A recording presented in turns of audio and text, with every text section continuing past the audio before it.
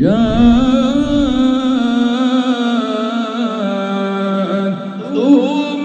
رسلهم بالبينات وبالزبر وبالكتاب المنير.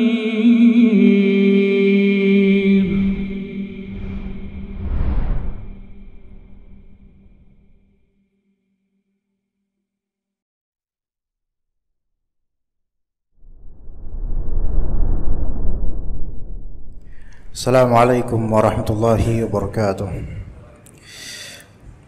Innal hamdalillah nahmaduhu wa nasta'inuhu wa nastaghfiruh wa na'udzu billahi min shururi anfusina wa sayyiati a'malina. May yahdihillahu fala mudilla lahu wa may yudlil fala hadiya lahu. Asyhadu an la ilaha illallah wahdahu la syarika lahu wa asyhadu anna Muhammadan 'abduhu wa rasuluhu la nabiyya ba'dahu. يا أيها الذين آمنوا اتقوا الله حق تقاته ولا تموتن إلا وأنتم مسلمون فإن أصدق الحديث كتاب الله وخير الهدي هدي محمد صلى الله عليه وسلم وشر الأمور محدثاتها وكل محدثة بدعة وكل بدعة ضلالة وكل ضلالة في النار. أما بعد, ikhwas sekalian rahimani wa rahimakumullah, kembali kita berjumpa di majelis rutin kita yang pada asalnya hari Jumat namun dialihkan ke hari Rabu pekan kedua dan keempat, dan sejatinya dimulai pada bulan lalu, tapi qadarullah ada beberapa halangan yang memang tidak memungkinkan, dan alhamdulillah kali ini kita kembali berjumpa membahas kitab Mukhtasar Jami' al-Ulum wal Hikam. Kita mulai dari hadis ke-10 dari hadis Al-Arba'in An-Nawawiyah, korelasi antara doa dengan mengkonsumsi makanan yang halal, dan kita bahas beberapa kutipan dari hadis Nabi SAW yang akan kita bacakan insyaallah setelah ini, berkaitan dengan kebaikan dalam mengkonsumsi sesuatu yang itu akan berefek pada penerimaan Allah Azza wa Jalla, dan juga kebaikan dalam melakukan amal perbuatan sehingga Allah Ta'ala menerimanya. Nabi SAW bersabda dalam hadis yang diriwayatkan oleh Abu Hurairah radhiyallahu anhu, "Inna Allaha tayyibun la yaqbalu illa tayyiba." Dan ini kaidah yang sangat-sangat universal. Kaidah yang sangat universal dan yang paling mencakup di kaidah ini adalah masalah ibadah. Allah Ta'ala tidak menerima ibadah kecuali ibadah yang baik, ibadah yang benar. Karena di sini maknanya sesungguhnya Allah itu tayyib. Tayyib itu maha baik. La yaqbalu illa tayyiba. Allah tidak menerima kecuali sesuatu yang baik. Wa innallaha amral mu'minina bima amara bihil mursalin. Dan sesungguhnya Allah Ta'ala memerintahkan orang-orang beriman persis sebagaimana Allah Ta'ala memerintahkan para rasul. Jadi syariat yang Allah Ta'ala bebankan ke Rasulullah SAW itu juga menurun menuju umatnya. Perintah Allah pada Rasul juga perintah pada umatnya. Larangan Allah terhadap Rasul juga larangan terhadap umatnya.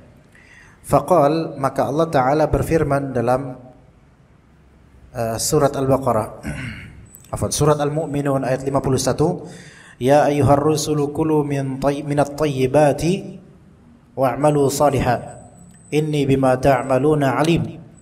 Wahai para rasul, ada dua perintah di sini. Kulu minat tayyibat, makanlah oleh kalian wahai para rasul hal-hal yang baik. Wa'malu, perintah kedua, salihah. Perintah kedua, wa'malu salihah, dan beramal salehlah kalian. Lakukanlah kebaikan-kebaikan. Lakukanlah amalan saleh. Inni bima ta'maluna alim. Sesungguhnya aku Maha mengetahui atas apa yang kalian kerjakan, yang kalian amalkan. Dan Allah Ta'ala juga berfirman, Ya ayyuhalladzina amanu kulu min thayyibati ma razaqnakum washkuru lillahi in kuntum iyyahu ta'budun. Wahai orang beriman, makanlah oleh kalian thayyibati ma razaqnakum, hal-hal yang baik dari apa yang kami rezekikan. Ya, hal-hal yang baik dari apa yang kami rezekikan. Lafal ini menunjukkan bahwasanya rezeki itu terbagi menjadi dua, yaitu rezeki yang thayyib dan yang kedua rezeki yang khabith. Rezeki yang thayyib yaitu rezeki yang baik, yang halal. Dan yang kedua rezeki yang khabith. Rezeki yang khabith yaitu rezeki bisa terbagi menjadi dua.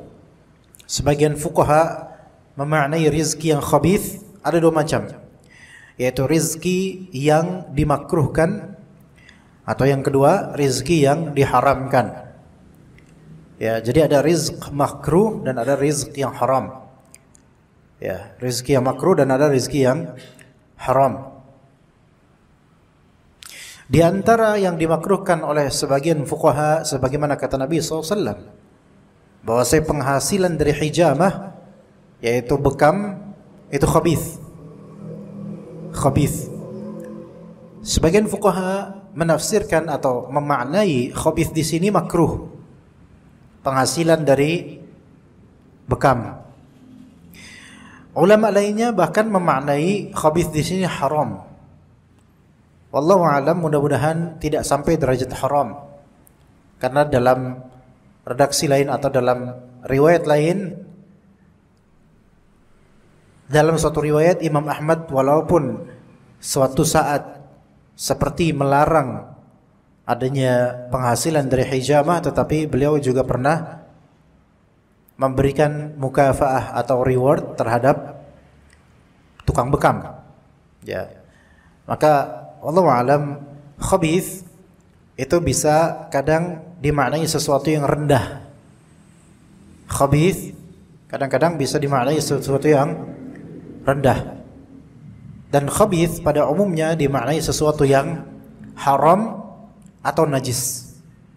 Haram atau najis.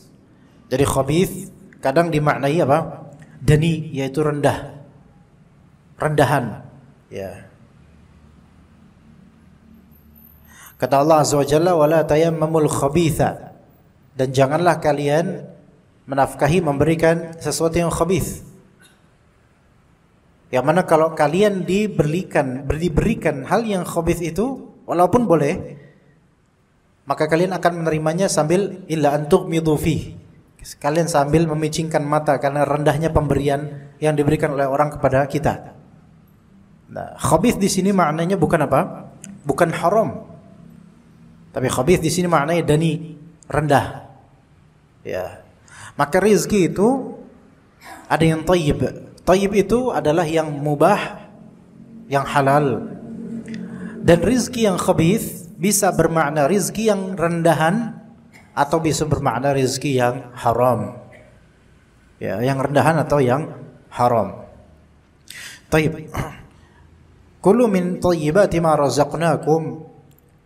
Ini perintah dari Allah terhadap orang beriman. Asal hukum makan adalah mubah.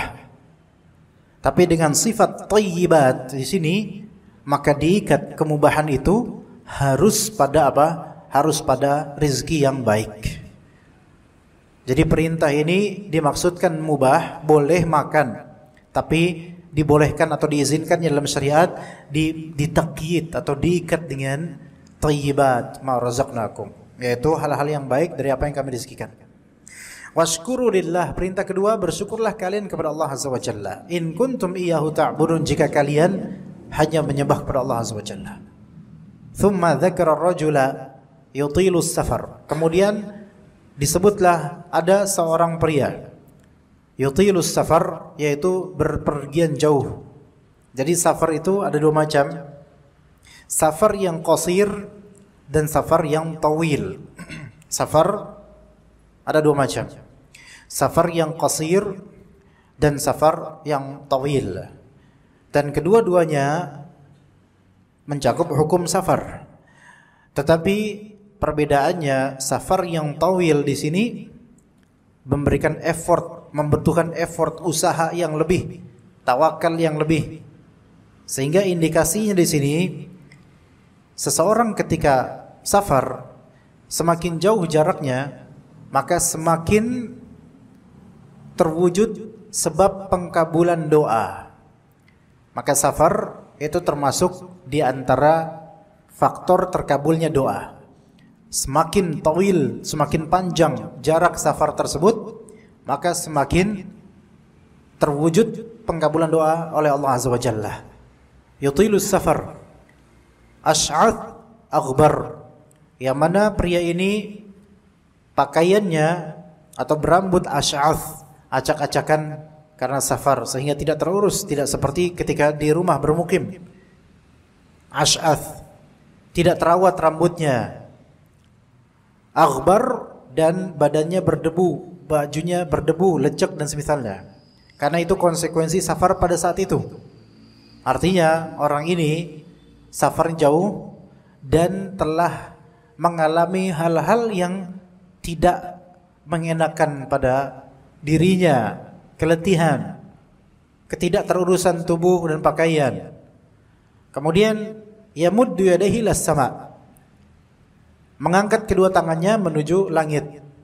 Maka di sini ada beberapa sifat. Sifat pertama, safar yang jauh.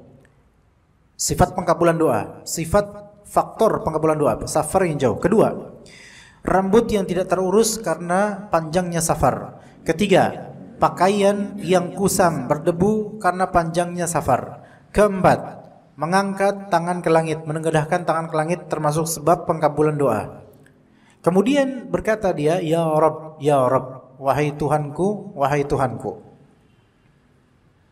Ya, wahai Tuhanku.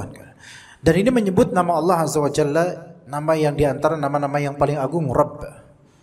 Ya Rabbi, ya Rabbi. Yang kelima ini menunjukkan bahwasanya di antara faktor pengkabulan doa adalah bertawassul dengan nama Allah Azza wa Jalla atau dengan sifatnya.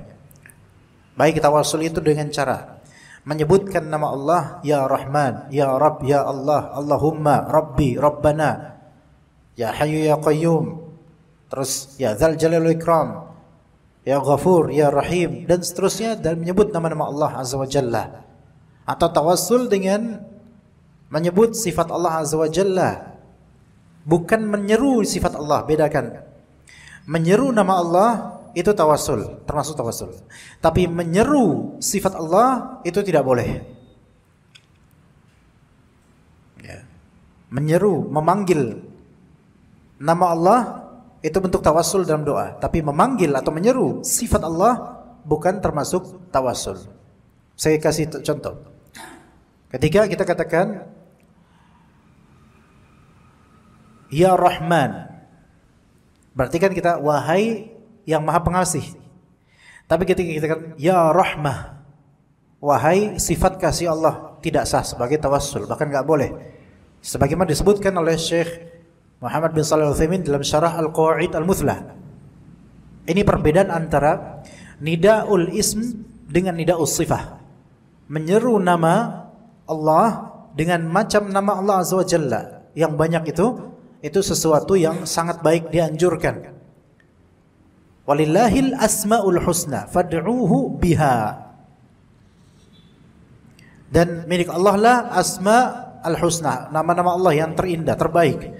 Maka diperintahkan di sini berdoalah dengan bertawassul dengan nama-nama Allah. Tata cara adalah dengan menyeru nama Allah. Ya. Adapun dengan sifat Allah, cara tawassulnya bukan dengan seruan, panggilan, ya Rahmah. Ya. Saya kasih contoh lagi. Di antara nama Allah Ta'ala Ghafur atau Ghaffar atau Ghafir, yang maknanya semuanya adalah Maha Pengampun. Wahai yang Maha Pengampun. Tapi antum enggak boleh ya Ghufran, ya Maghfirah, enggak. Ya, enggak bisa. Karena itu memanggil sifat Allah. Betul, sifat Allah Ta'ala adalah zat Allah Azza wa Jalla. Betul. Tetapi tidak tercontohkan oleh salaf. Seruan-seruan terhadap sifat Allah untuk meminta, tidak. Contoh lain, Allah Ta'ala Maha mendengar. Maka kita kan ya Sami', wahai yang Maha mendengar. Tapi kita tidak mengatakan ya Sam', wahai pendengaran Allah. Enggak. Ya. Ya Basir, wahai Allah yang Maha melihat. Tapi kita tidak mengatakan ya Basar, wahai penglihatan Allah. Tidak. Kita mengatakan ya Basir, itu sama dengan kita meminta, kita menyebut nama Allah, memanggil Allah Azza wa Jalla. Tapi ya Basar, wahai penglihatan Allah, maka ini tidak ada contohnya dan tidak boleh dilakukan seperti ini. Ya. Walillahil mathalul a'la. Allah memiliki permisalan yang lebih agung, lebih tinggi. Misal, Anda mengatakan kepada antum, Anda enggak tahu nama antum sama sekali, ikhwan. Nama antum siapa sih? Anda lupa nama. Masruri. Ya Syekh Masruri. Taib. Ya Syekh Masruri. Anda panggil nama antum. Anda panggil kunyah antum misalnya ya Abu Khalid, misalnya nama anak antum nanti Khalid misalnya. Ya Abu Khalid. Itu nama. Kemudian Anda panggil juga jabatan antum. Ya doktor, misalnya antum doktor. Itu layak. Sebutan, nama, julukan, kunyah masuk. Oke. Tapi kalau Anda panggil wahai penglihatan Masruri, enggak. Misalnya benar enggak nama Masruri? Ya, misalnya Syekh Masruri ini, beliau punya kedermawanan, suka memberi. Anda bilang gimana? Wahai Masruri yang dermawan, Anda bisa pinjam duit enggak? Misalnya gitu. Masuk enggak? Masuk. Dengan menyebut nama antum di sini, dengan memanggil wahai yang dermawan, Anda minta pinjam dong duit antum. Masuk dan dia menerima. Tapi kalau Anda bilang wahai kedermawanan Masruri, Anda memanggil sifat dia, enggak masuk. Dan Masruri juga bilang, apa sih? Ketika Anda mengatakan wahai Masruri yang memiliki penglihatan yang tajam, lihat Anda. Itu masuk. Tapi wahai penglihatan Masruri, lihat Anda. Dia bingung, kok kayak gitu? Enggak enak kan? Begitu pula lebih-lebih kepada Allah Azza wa Jalla.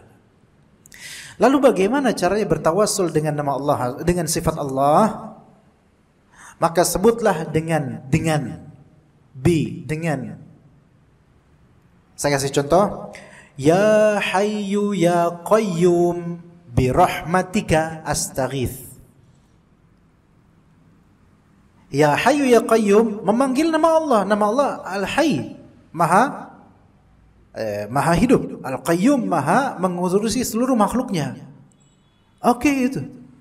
Bi rahmatika. Bi di sini ba untuk tawassul, bi di sini untuk tawassul. Dengan rahmatmu saya meminta pertolongan. Clear gak sini, ikhwan? Clear ya? Saya bilang dengan rahmatmu. Makanya di hadis tersebut dengan lafal ya Hayyu ya Qayyum bi rahmatika. Enggak, ya Hayyu ya Qayyum ya rahmataka. Enggak kan? Ya. Begitu. Misalnya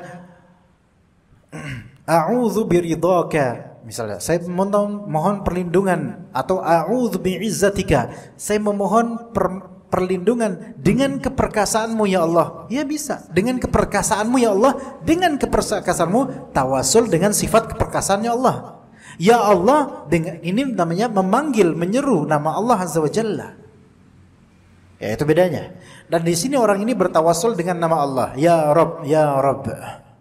Maka bertawasul dengan nama Allah dan sifat Allah itu termasuk faktor terkabulnya doa. Namun orang ini sudah safar panjang, rambutnya acak-acakan, pakaiannya kusam, mengangkat tangannya ke langit dan kelima menyebut atau bertawassul dengan nama Allah. 5 faktor sebab terkabulnya doa. Namun kata Nabi, wa mat'amuhu haram, makanannya haram. Wa mashrabuhu haram, minumannya haram. Wa malbasuhu haram, pakaiannya haram. Wa ghudhiya bil haram, diberi gizi dengan yang haram. Fa anna yustajabu lidzalik, maka bagaimana bisa dijawab doanya? Ternyata faktor-faktor yang penting ini ada 5 dikalahkan dengan penghalang yang berupa konsumsi yang haram atau pemakaian yang haram.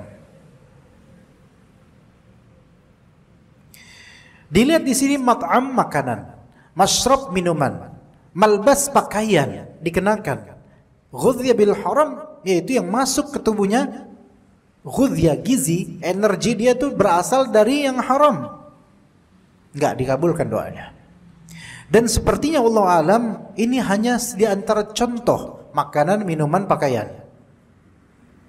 Begitu juga dengan keharaman yang lainnya yang dimanfaatkan orang ini atau dimanfaatkan pendoa.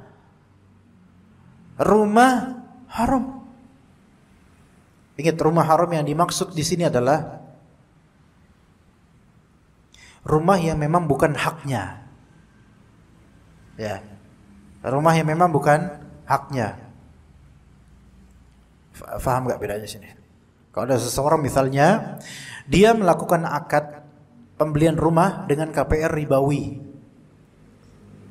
Rumah itu secara zat halal buat dia, yang haram apanya? Akadnya. Faham gak? Maka ini gak termasuk.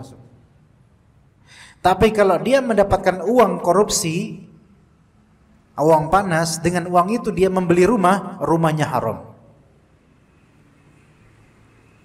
Gitu ya. Atau ini rumah punya orang, kemudian dia curi rumah itu, sertifikatnya, dan diganti sertifikat, rumah ini haram. Atau rumah itu adalah harta warisan buat saudaranya atau wasiat buat orang lain, tapi sebagai keluarga sayalah yang memegangnya atau sayalah yang menempatinya, rumah ini haram. Betapa banyaknya hal-hal ini. Beda dengan yang tadi ya, nyewa atau bukan nyewa, apa namanya, pakai skema KPR yang ribawi. Dia beli itu rumah, uang yang dia beli uangnya pakai uang halal. Yang diharamkan itu bukan uangnya, tapi yang diharamkan adalah skema akadnya. Maka rumah ini tetap halal buat dia, yang haramnya apa? Skemanya. Dan ini nggak termasuk di sini, insyaallah, mudah-mudahan. Begitu jemaah. Ya. Mobil, motor, cicilannya ribawi. Uang yang dia bayar untuk cicilan itu uang halal, tapi skemanya ribawi. Akadnya terjadi keharaman di situ. Tapi motor atau mobilnya halal buat dia dipakai. Faham di sini insyaallah. Begitu. Ya, wallahu a'lam. Kemudian fana yustajul dzalik. Kita lanjut ke penjelasan hadisnya jemaah. Syarah terhadap hadis ini, kata Nabi sallallahu alaihi wasallam, "Innallaha thayyibun la yaqbalu illa thayyiba." Sesungguhnya Allah Ta'ala itu maha baik, yaitu artinya maha suci. Maknanya bahwasanya Allah disucikan dari segala kekurangan dan celak. Kemudian Allah Ta'ala berfirman di ayat lain, "Wat-thayyibatu lit-thayyibina wat-thayyibuna lit-thayyibat. Ulaika mubarra'una mimma yaqulun." Diterjemahkan, perempuan-perempuan yang baik untuk laki-laki yang baik, dan laki-laki yang baik untuk perempuan yang baik. Ya. Itu ayat ya surat An-Nur 26, tapi kalimat sebelumnya al-khabithatu lil-khabithina wal-khabithuna lil-khabithat. Yang artinya itu kalau diartikan di sini, perempuan-perempuan yang khabith, yang buruk untuk laki-laki yang buruk. Laki-laki yang buruk untuk perempuan-perempuan buruk, dan juga sebaliknya yang baik. Ulaika mubarra'una mimma yaqulun, mereka itu bersih dari apa yang dituduhkan orang, yaitu orang-orang yang thayyibun dan thayyibat, orang-orang baik itu bersih dari apa yang dituduhkan oleh orang-orang lain. Kata Ibnu Rajab, yang dimaksud adalah orang-orang yang disucikan dari noda-noda perbuatan keji dan segala kotorannya. Baik, di sini kita berusaha memahami makna dari ayat 26 surat An-Nur. Al-khabithatu lil-khabithin wal-khabithuna lil-khabithat. Perempuan-perempuan buruk untuk laki-laki buruk, laki-laki buruk untuk perempuan-perempuan buruk. Thayyibat lit-thayyibin, at-thayyibun lit-thayyibat. Perempuan-perempuan baik untuk laki-laki baik. Perempuan-perempuan buruk, perempuan-perempuan baik, laki-laki baik untuk perempuan-perempuan baik. Para ulama berbeda pendapat mengenai hal ini. Ya. Di antara tafsiran untuk ayat ini adalah, kata Ibnul Jauzi, salah satu pendapat ulama, al-kalimat al-khabithat la yatakallamu biha illa al-khabithu minar rijali wan nisa. Ucapan-ucapan yang nista itu tidak terucap kecuali oleh orang-orang yang hina dari kalangan laki-laki maupun perempuan. Dan wal kalimatut thayyibat la yatakallamu biha illa at-tayyibuna minar rijali wan nisa. Dan kalimat-kalimat yang bagus itu tidak terucap kecuali oleh orang-orang yang bagus dari kalangan laki-laki atau perempuan. Ya, itu di antara maknanya. Dan di antara maknanya juga, al-khabithat minan nisa lil khabithin minan rijal. Yaitu perempuan-perempuan yang busuk, yang buruk dari perempuan yang busuk itu cocoknya dimiliki oleh laki-laki yang busuk juga, buruk juga. Dan juga kebaikan perempuan baik itu dimiliki oleh laki-laki yang baik. Itu di antara maknanya.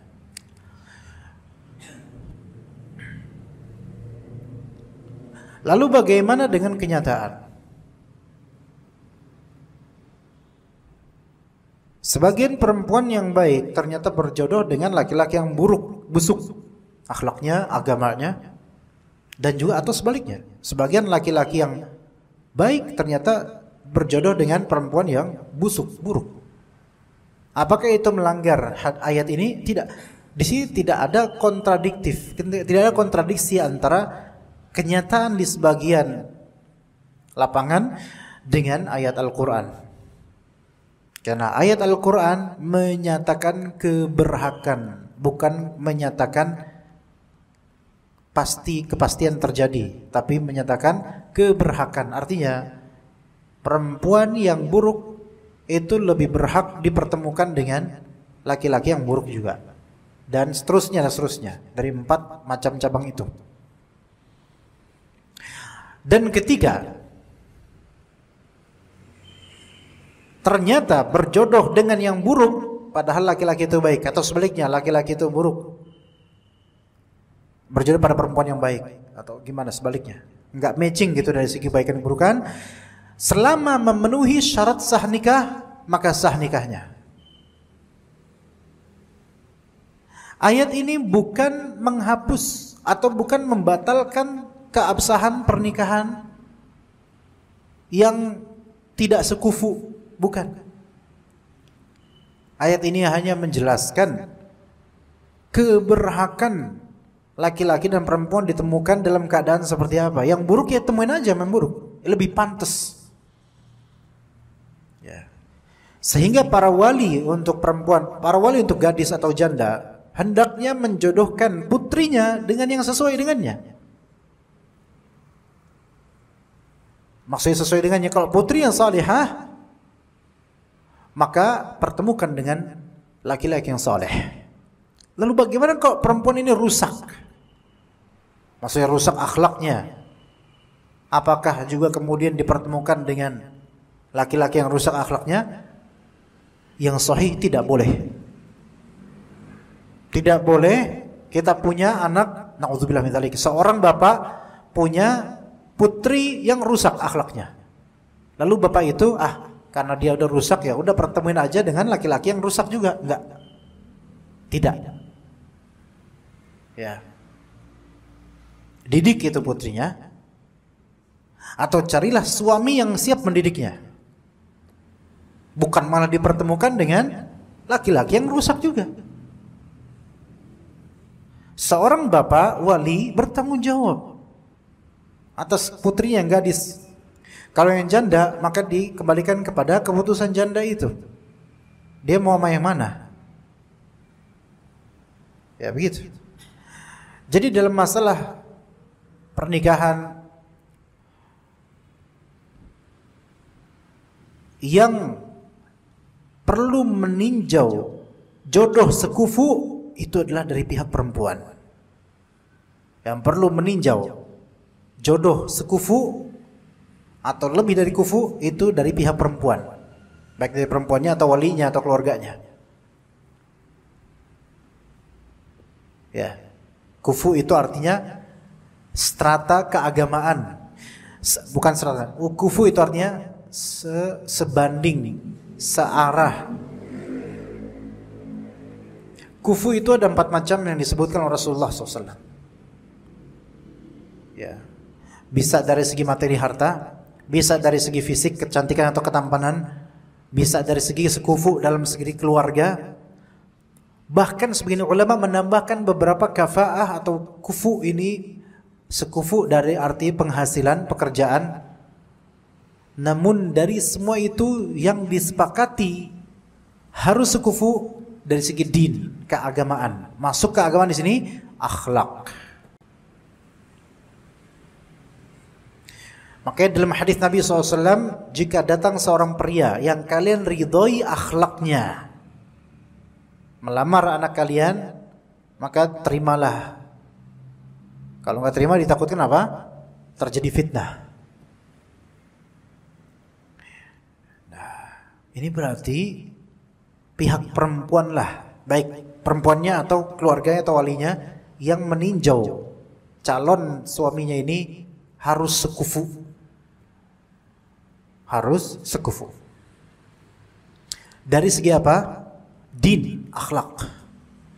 Sehingga seorang wali diharamkan atasnya mencarikan jodoh yang tidak sekufu dengan putrinya. Dari segi agama. Wali di sini baik bapaknya sendiri atau kalau bapaknya sudah meninggal mungkin pamannya atau kakeknya atau masnya, kakaknya atau adiknya.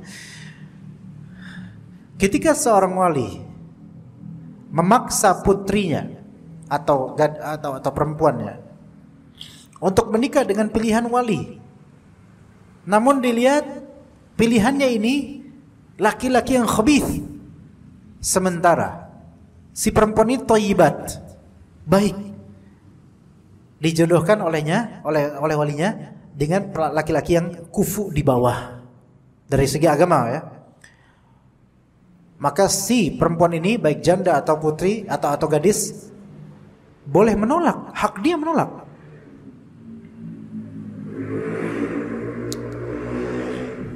Bahkan bisa dikatakan haram atas dia untuk menerima. Saya kasih contoh jemaah, terjadi. Ada akhwat janda, cadaran tadinya, entah karena cerai atau meninggal suaminya, akhirnya dia pengen nikah.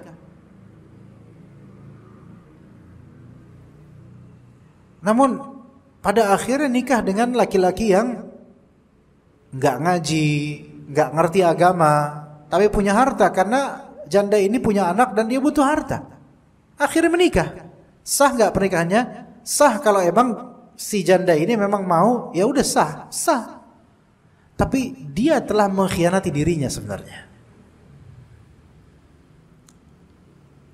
Dan kenapa kafaah atau kufunya itu ditinjau oleh perempuan melihat ke laki-lakinya sekufu apa dia? Kenapa begitu? Karena setelah menikah nanti perempuan itu di bawahnya laki-laki. Jangan sampai pemimpinnya ini malah ambrol. Kalau bahasa kita ambiar, hancur. Susah nanti hidupnya dia. Sementara si perempuan ini berada di bawah tahta laki-lakinya. Ya. Begitu. Nah, di ayat ini al-khabithat lil-khabithin, al-khabithun lil-khabithat, at-thayyibat lit-thayyibin dan seterusnya.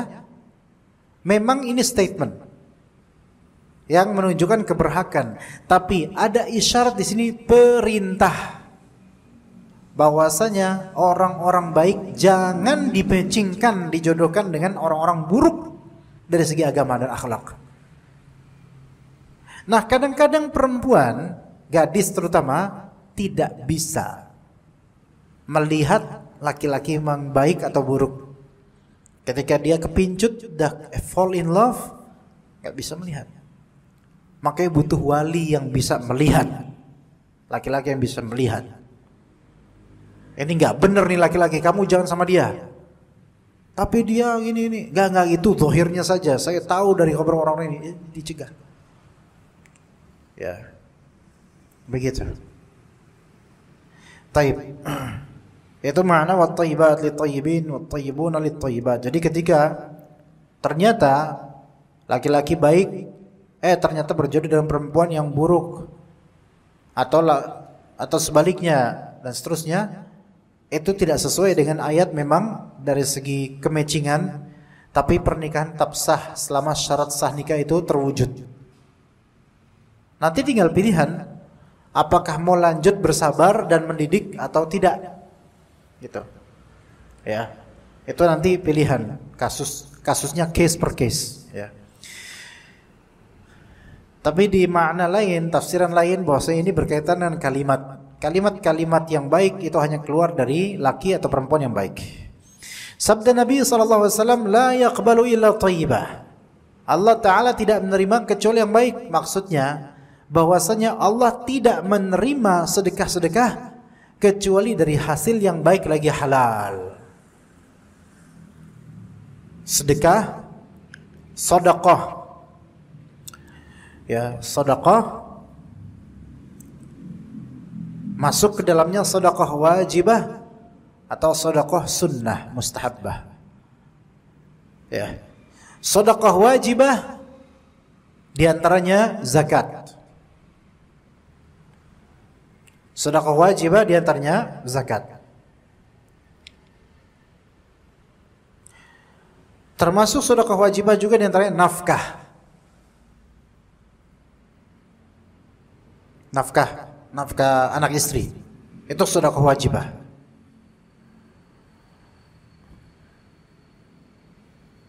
Termasuk sedekah wajibah juga diantaranya sedekah hasil nazar.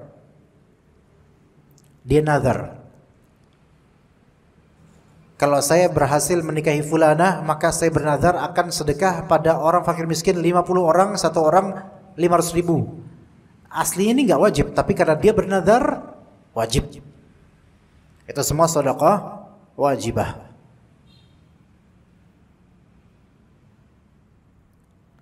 Taib. Yang kedua sedekah mustahabbah, sunnah. Maka itu masuk ke keumuman sedekah. Masuk ke dalam wakaf, masuk ke dalam hibah, hadiah, menyantuni anak yatim, menjadi orang tua asuh, itu termasuk sedekah sunnah mustahabbah. Dari semua macam sedekah ini Allah tidak menerima kecuali yang baik-baik saja. Mari kita kupas satu persatu dari macam-macam sedekah ini. Sedekah yang wajibah tadi apa saja, Pak? Pertama apa tadi, Pak? Zakat. Kemudian apa? Nafkah yang wajib seperti istri, anak, dan orang tua ketika berkebutuhan dan ketika kita punya lebih. Yang ketiga apa tadi? Nazar. Taib. Kita mulai dari sedekah wajibah zakat. Zakat ada dua macam kita globalkan, yaitu zakat fitr dan zakat mal. Zakat mal ini kita globalkan, masuk ke dalamnya perdagangan, tabungan,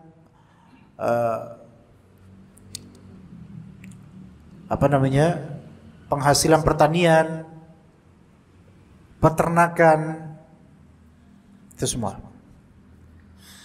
Zakat fitr yang kita tunaikan di akhir Ramadan, la yaqbalu illa thayyiba. Allah tidak menerima zakat tersebut kecuali dari penghasilan yang baik.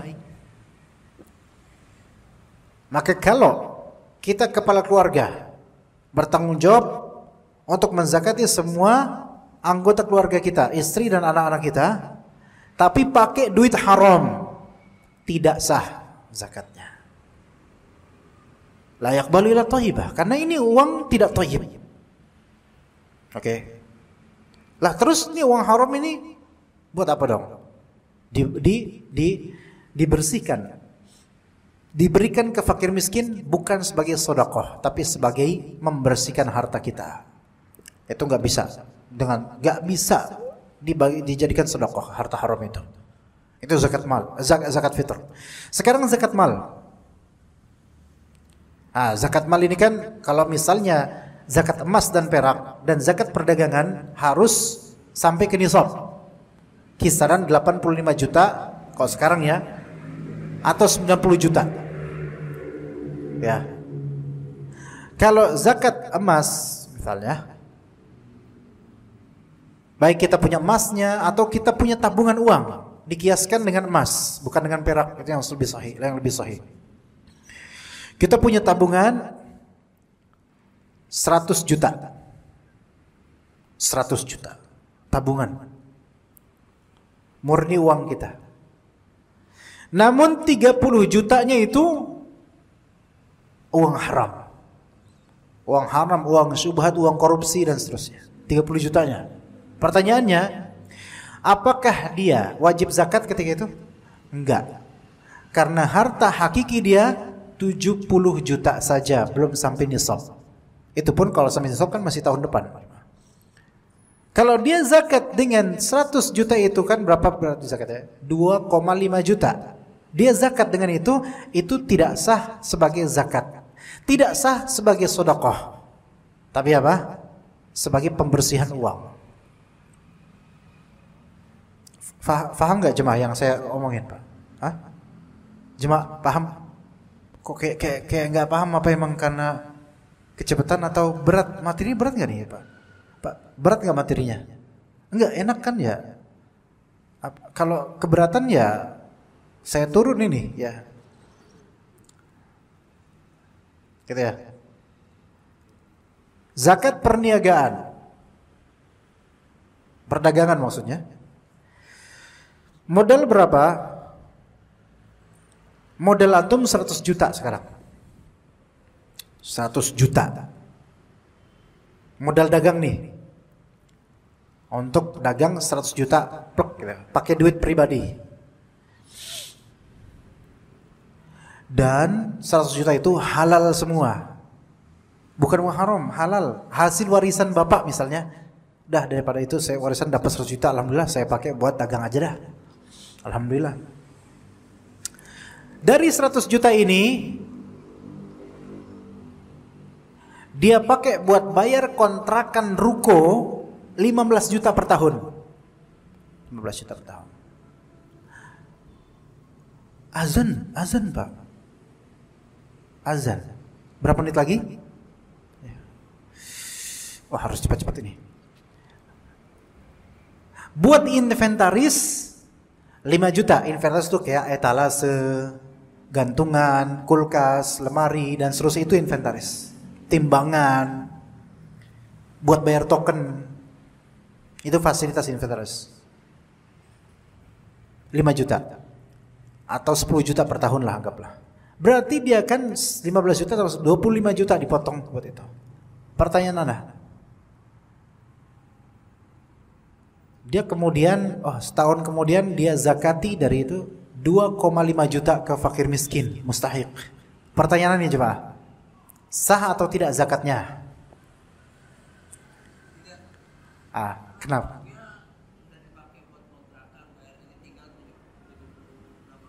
75 juta tidak mencapai nisab. Benar. Kenapa tidak mencapai nisab? Karena harta atau dagangan atau harta yang digunakan untuk berkembang cuman 75 juta. 25 juta itu inventaris dan fasilitas, itu tidak berkembang. Zakat perdagangan hanya diwajibkan untuk modal yang berkembang hartanya. Berkembang di sini maksudnya laba, bisa berpotensi laba. Benar. Lah, tapi 2,5 juta dia kasih ke fakir miskin. Gimana? Tidak sah sebagai zakat, tapi sah sebagai sedekah, bukan pembersihan harta, karena hartanya halal. Gimana? Paham nggak di sini coba? Tapi dia mengklaim saya telah membayar zakat, alhamdulillah. Ya, menurut antum berzakat, tapi hakikatnya di sisi Allah itu terbilang sedekah sunnah. Gitu ya. Masalahnya sekarang 100 juta itu hasil nyolong. Ini rumit. Ya. Atau 200 juta uang panas, uang nyolong, uang korupsi di kantor dia kumpulin setiap tahun, terkumpul 200 juta, dagang A, bisnis A. Apakah dia terkena wajib zakat? Tidak. Lah terus wajibnya apa dia terus? Padahal 200 juta loh, lebih dari nisab loh. Enggak, dia enggak terkena nisab. Terus wajibnya apa? Kembalikan itu 200 juta ke yang berhak. Ya enggak? Lah, dia kan dagang. Terus barang-barang dagangannya halal enggak buat dia? Haram. Tapi kan dia dagang pakai karyawan. Karyawannya ini halal enggak duitnya buat gaji dia? Halal. Selama karyawannya tidak tahu kalau semua modal itu dari harta korupsi. Ya karyawan nggak mau tahu dan nggak boleh tahu kan memang. Masa karyawan ketika apply job, daftar, Pak sebentar Pak, semua ini modalnya halal atau haram Pak? Ya nggak bakal ngomong kayak gitu. Karyawan nggak tahu. Gitu ya Pak? Seperti itu. Itu untuk zakat ya. Itu untuk zakat. Jadi kalau misalnya orang ini investasi 200 juta, dia investasi untuk perusahaan lain dagang tuh, investasi, saya invest 200 juta. Tahun depan pembukuan dia dapat laba 10 juta dari investasi 200 juta. 10 juta ini halal gak buat dia?